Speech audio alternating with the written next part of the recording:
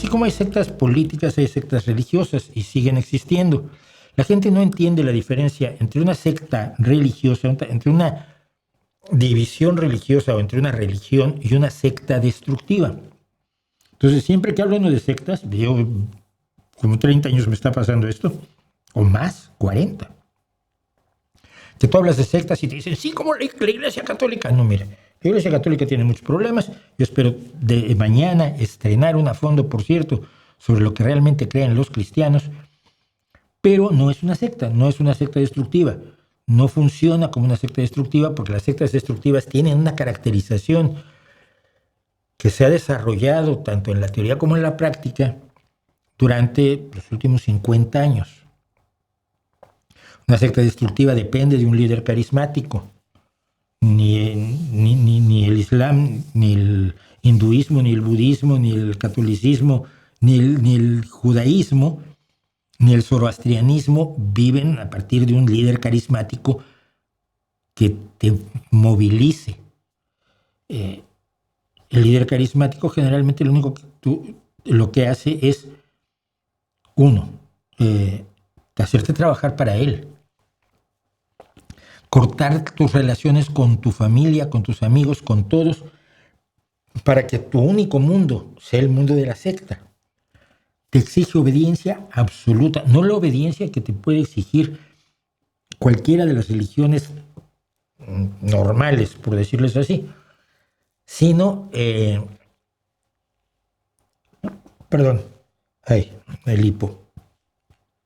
sino que exige obediencia absoluta, sumisión e incluso la humillación, pero no la humillación ante la deidad, sino la humillación ante el líder carismático.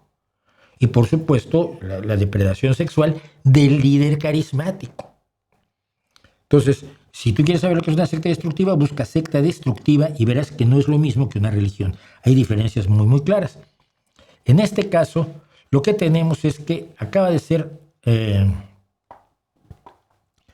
desarticulada una secta destructiva, y así lo establece esto que voy a leer, lo he tomado precisamente de la página web de la Policía Nacional de España, del ministerio, que depende del Ministerio del Interior del Gobierno de España, que dice: la Policía Nacional desarticula una secta destructiva que utilizaba rituales santeros para el control psicológico de los adeptos. Control psicológico de todo el tiempo es muy importante en una secta destructiva.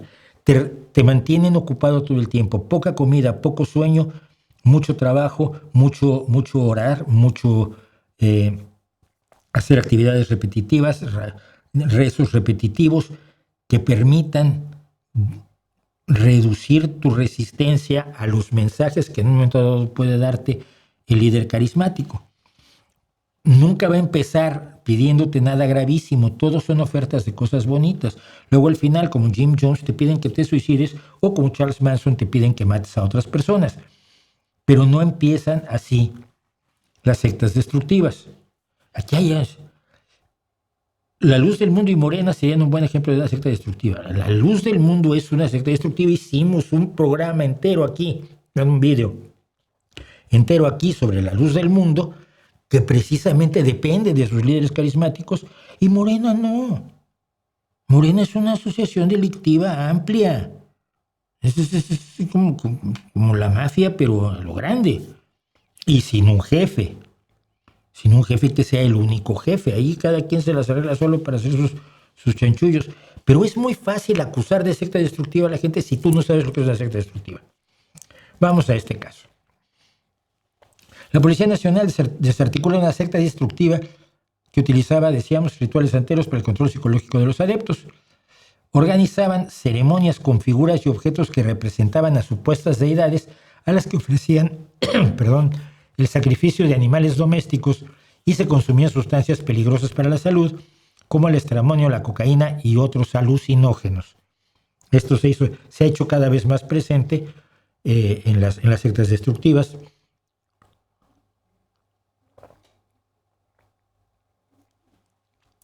Porque es una forma también de conseguir la sumisión psicológica. En la operación, decía la Policía Nacional, se han detenido a 5 personas como presuntos responsables de delitos de asociación ilícita, maltrato animal, estafa, lesiones contra lesiones, delitos contra la salud pública y falsedad documental. Tras ponerlos a disposición judicial, se ha decretado la prisión provisional del líder de la secta destructiva. Fueron, decíamos, 4 personas en Tenerife y Las Palmas de Gran Canaria y una en Las Palmas de Gran Canaria que participaban en estos delitos. Los arrestados lideraban un grupo que, al objeto de enriquecerse ilícitamente, porque las sectas destructivas buscan admiración, sexo, poder y dinero, y al amparo de prácticas propias de santería, sometían a un control absoluto a sus adeptos, personas con distintas vulnerabilidades, que son las víctimas siempre de las sectas destructivas, a quienes manipulaban mediante la utilización del engaño y la inculcación de miedos en ocasiones de tipo espiritual. Y qué gusto me da que tengamos en la Policía Nacional gente capaz de percibir, analizar esto y abordarlo. Realizaban ceremonias con sacrificios de animales y consumo de drogas. Los detenidos gestionaban un grupo que, bajo una apariencia de espiritualidad, realizaba rituales esotéricos a cambio de una importante prestación económica para la supuesta obtención de beneficios personales o la evitación de males de tipo espiritual o incluso enfermedades. Vamos a hacer un ritual para que te ganes la lotería. Ay, sí, pues dame 2,000 euros. Hoy tienes 2,000 euros, ¿para qué quieres que sacarte la lotería, no? O para que María Enriqueta te haga caso, o para que no te enfermes, o para que se salve tu mamá, o cualquier cosa que dicen estos charlatanes. Durante los rituales desarrollados, sigue la policía, se sacrificaban animales y se consumían sustancias que suponían un riesgo para la salud. El control psicológico ejercido por el líder era de tal intensidad que varios adeptos han tenido que recibir tratamiento psiquiátrico tras su salida del grupo destructivo. Esto es lo que se llamaba la desprogramación de los adeptos a las sectas. Los detenidos fueron puestos a disposición judicial el pasado jueves, decretándose prisión provisional para el líder de la secta destructiva y medidas cautelares para los demás arrestados. Los especialistas encargados de estas investigaciones, porque los tenemos afortunadamente en España, mantienen habilitado el correo electrónico sectasdestructivas@policia.es, sectasdestructivas@policia.es, para que cualquier ciudadano pueda comunicar hechos relacionados, garantizando en todo momento el anonimato y la confidencialidad.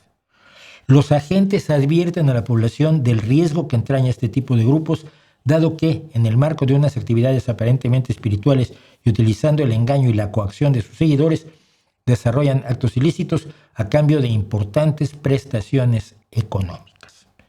Y ahí está, pues, la historia de esta secta, como hay muchísimas. ¿Por qué aparecen menos en la prensa hoy que en los años 70, 80? Quizás por la reacción brutal que hubo contra esas sectas destructivas.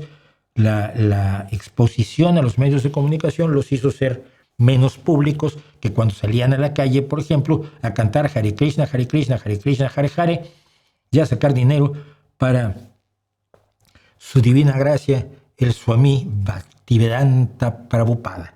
O se andaban por las calles o andaban tratando de ganar la alcaldía de Antelope con Osho, o daban grandes presentaciones como les hacía el Maharishi Mahesh Yogi.